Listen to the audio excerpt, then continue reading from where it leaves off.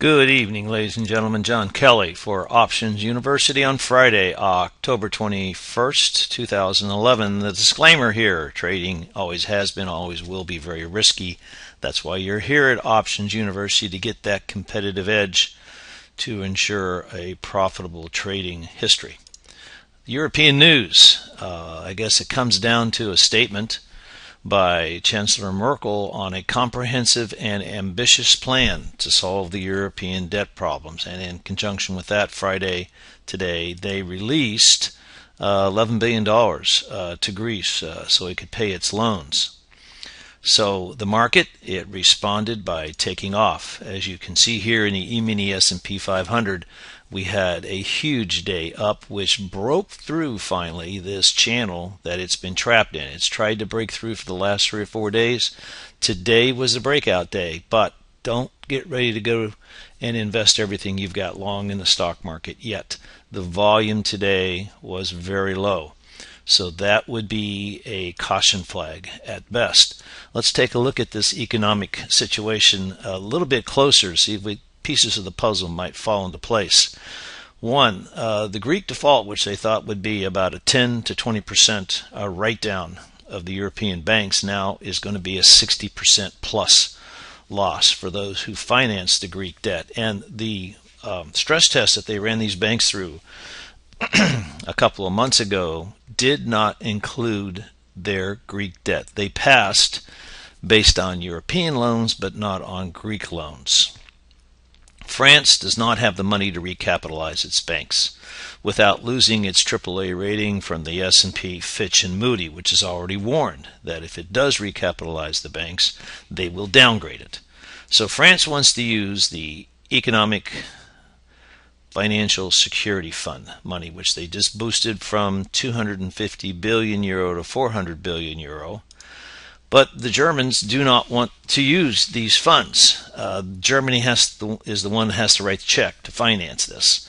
Their parliament and the German people are against it.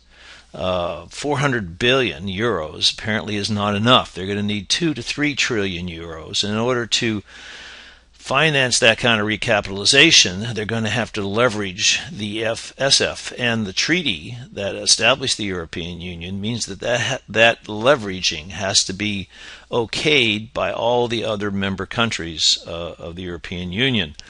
They're against this, and the debate in their parliaments and the votes will take 4 to 6 months, time which Greece and the euro does not have. Now, although the E-mini S&P 500 and the cash Dow, the futures Dow, went up huge today, the NASDAQ was up, but not like the Dow, the NYSE, and the E-mini S&P 500. It broke out of its channel, also got above its 200-day moving average, but still on low volume and 2 prior days of distribution.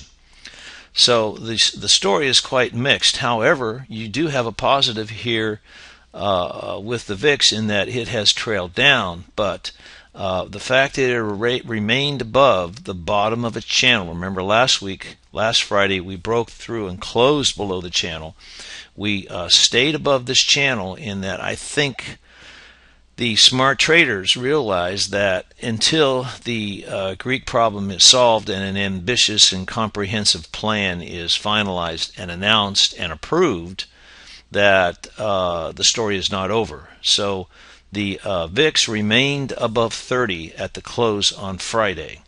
Other economic news, to finish off the week, we had the weekly jobless claims come in. It was down 6,000 to 403,000. Weekly jobless claims, which is still stubbornly high. Home sales were down 3%. A positive surprise with the Philly Fed, which had gone to negative numbers to a plus 8.7. It operates between a minus 50 and a plus 50. Anything plus is a growth.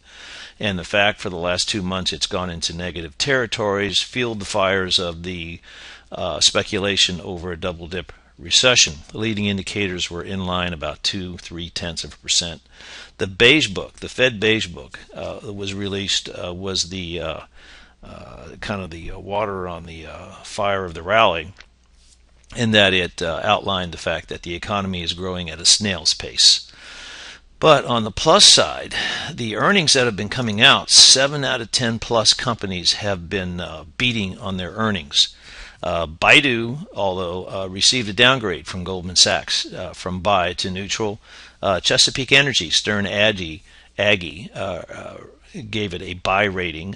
Freeport McMoran, FCX, CLSA gave it a buy rating, and Tractor Supply, TSCO, Felton Company, put a buy rating on it and a new price target of $74. Not a minus 74, that's a plus 74.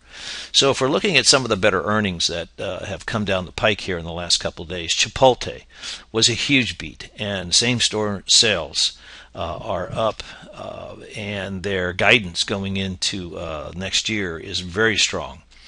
Alexion, also a big beat. It's been at the top of the IBD top 50 list here for the last month or so, in the top 5. Union Pacific Railroad was a beat and have very positive guidance, and this bodes well for a forecaster of future economic growth, in that they are a transport company, and if they're looking at carrying heavy and heavier loads, it's because there's more and more business out there. McDonald's was a beat, and that stock shot up. Athena Healthcare, also a strong beat. Honeywell, a very strong beat. Microsoft, flat.